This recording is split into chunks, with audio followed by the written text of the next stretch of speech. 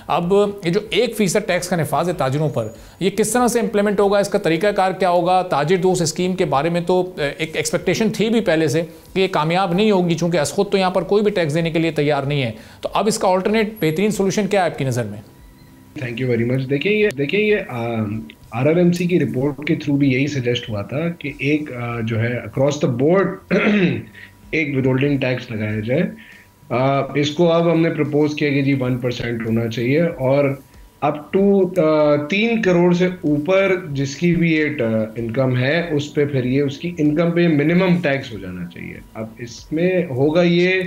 कि एक तो एक थ्रेशोल्ड बन गया है कि जी ठीक है 3 करोड़ या उससे ऊपर, अब उसमें फिर जो आप समझे एक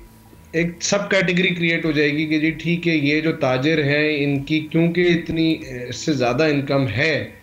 तो ये इनको लाजमी है कि इतना मिनिमम तो इनको टैक्स देना पड़ेगा। तो उससे ये होगा कि एक तो एक सब कैटेगरी क्रिएट हो जाएगी, विच इज़ गुड, क्योंकि जिनकी इनकम ज़्यादा होती है उनको वैसे ही ज़्यादा टैक्स का शेयर बेयर करना चाहिए, तो वहाँ पे इक्विटी भी क्रिएट होगी, और जिसकी इनकम ज़्यादा है वो उतने उस हिसाब से मिनिमम टैक्स भी बेयर करेगा। I think it will be good for the system. दूसरा ये कि जहाँ जहाँ तक आपने ताजिर दो स्कीम की बात करी, देखिए ये तो हमारा डे वन से यही ओपिनियन है कि नॉन स्टार्टर स्कीम थी। जिस तरीके से इसका मॉडस ऑपरेंडा डिफाइन किया गया था ये बिल्कुल इम्प्रैक्टिकल स्कीम थी, और अब आई थिंक मीडिया में तो यही आ रहा है कि आईएमएफ ने भी यही जिक्र कर दिया है और डायरेक्ट कर दिया है कि इस स्कीम को एबॉलिश करें और एक ऑल्टरनेट लाएं। ऑल्टरनेट इनके पास टेबल पे ऑलरेडी आई थिंक 1-2 साल तो हो चुके हैं आरआरएमसी की इंटरिम रिपोर्ट को। Alternate was always there, it still is there. हमने इसको थोड़ा सा फाइन ट्यून करके दोबारा प्रेजेंट किया है, क्योंकि तोला साहब, अशफाक तोला साहब आरआरएमसी के चेयरमैन थे, मिनिस्टर ऑफ स्टेट थे उस वक्त जिस वक्त ये सारे प्रपोजल्स उन्होंने ऑथर करे थे एक बहुत कॉम्प्रिहेंसिव रिपोर्ट के तहत। तो वो अब दोबारा उसको जो करंट लॉ, करंट कानून का स्टेटस है, करंट इकोनॉमिक सिचुएशन है, उसके तहत अपडेट करके ये दोबारा प्रपोज किया गया हमारे एंड से कि जी ये इसको आप 1% विदहोल्डिंग टैक्स लाएं, इसको मिनिमम करें 3 करोड़ से ऊपर जिसकी भी इनकम है, ताकि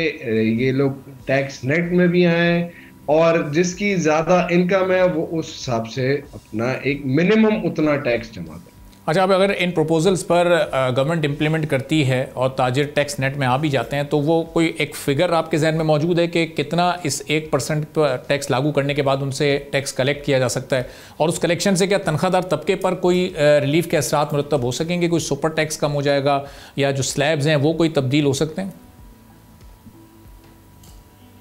सर देखिए, फिगर इस वक्त एस्टिमेट करना थोड़ा सा मुश्किल और नामुनासिब भी हो जाएगा, लेकिन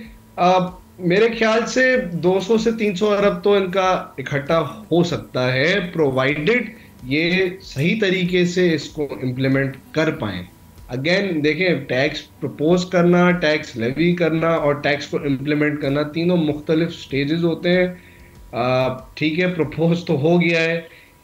लेवी भी शायद हो जाए, लेकिन स्टेक होल्डर्स को ऑन बोर्ड ला के इसको इम्प्लीमेंट करवाना मेरे ख्याल से सबसे क्रूशल स्टेज है। और अनफॉर्चुनेटली काफी, मैं किसी भी स्पेसिफिक गवर्नमेंट पे कोई ब्लेम नहीं कर रहा, लेकिन क्योंकि सक्सेसिव गवर्नमेंट्स जो हैं जितनी भी आई हैं, एक ही कॉमन इशू रहा है कि क्योंकि ये पॉलिटिकल इकोनॉमी का हिस्सा है, ये भी हो गया, एग्रीकल्चर भी हो गया,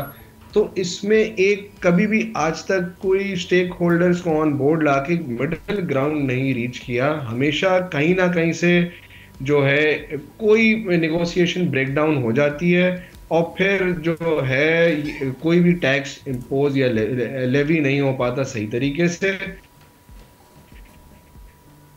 इसकी वजह से जो है मुल्क को नुकसान होता है, मईशत को नुकसान होता है, और फिर आप और मुझ जैसे तनख्वाहदार, खैर मैं तो पहले तनख्वाहदार था, बट जिस जमाने में था उस जमाने में भी I can feel the pain जो सैलरी क्लास का है कि इतना टैक्स बढ़ता जा रहा है, इट इज अनबेरेबल। तो जब एक सेक्टर या जो 2 सेक्टर जो सब्सटेंशियली आपकी मईशत में कंट्रीब्यूट करते हैं, वो जब अपना शेयर नहीं भरेंगे टैक्स का, तो फिर सर यही होगा कि दूसरे सेक्टर जो डॉक्यूमेंटेड है जो कि जो है बहुत मिनिमल चांस होता है सैलरी क्लास के टैक्स एवेजन का। बट फिर वो यही होता है क्योंकि वो डॉक्यूमेंटेड सेक्टर है, उसी उन्हीं पे टैक्स रेट्स बढ़ा दिए जाते हैं ताकि वो एक वही है, एक फ्रेज है, they milk the same old cow. Subscribe करें और बेल दबाएं ताकि कोई खबर रह न जाए।